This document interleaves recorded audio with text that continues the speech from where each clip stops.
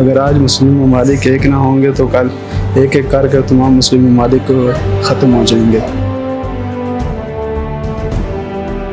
پاکستان کے لیے تو بڑی ایک بلیسنگ ہے کہ اتنا بڑا ایک معاہدہ کیا اور اس میں مین کردار پاکستان نے ادا کیا۔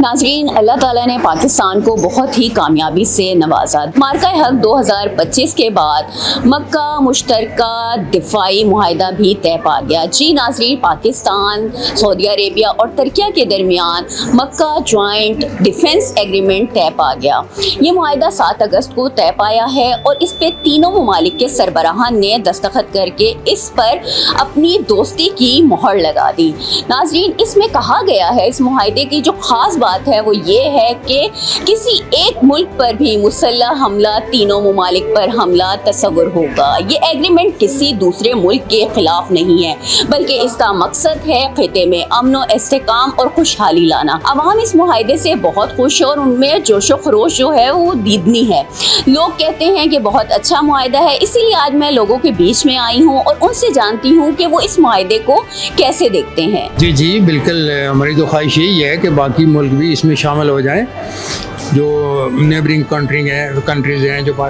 سعودی عرب کے جیسے کویت ہو گیا، قطر ہو گیا۔ پاکستان کے لیے تو بڑی ایک بلیسنگ ہے کہ اتنا بڑا ایک معاہدہ کیا اور اس میں مین کردار پاکستان نے ادا کیا، بڑی خوشی کی بات ہے۔ جی، یہ بہت اچھا معاہدہ اور میں یہی چاہتی ہوں کہ باقی ممالک، اسلامی ممالک کو بھی اس معاہدے کا حصہ بننا چاہیے، اس طرح ملک میں امن برقرار رہے گا۔ میں سمجھتا ہوں کہ یہ بہت اچھا ہوا ہے، کیونکہ دنیا کو ہم مسلمان بھی اکٹھے ہو جائیں تو میں سمجھتا ہوں کم از کم اس وقت جو ہے نا ہماری ضرورت بھی ہے مسلمانوں کی، کیونکہ ایران کے ساتھ کیا ہوا اور اس سے پیچھے عراق کے ساتھ دیکھ لیں، تو ابھی پاکستان نے جو انیشیٹو لیا ہے، میں سمجھتا ہوں کہ ایٹمی پاور ہونے کے تحت دنیا کو دکھایا بھی ہے، خاص طور پہ انڈیا کو جو ہے نا جب سے ہم نے شکست دی ہے اس کے بعد میں سمجھتا ہوں کہ مسلمان بقایا، جیسے مصر بھی آنا چاہ رہا ہے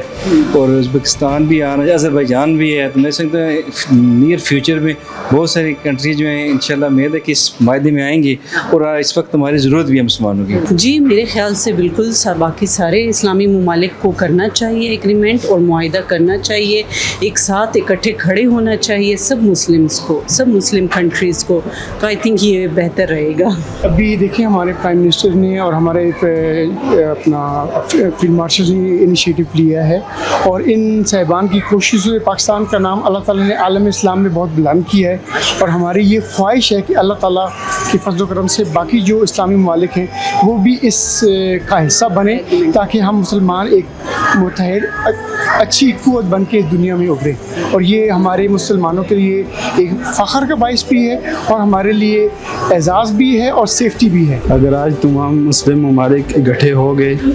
تو کل کافر جو سے غیر مسلم ممالک ہیں ان کو یہ موقع نہیں ملے گا کہ وہ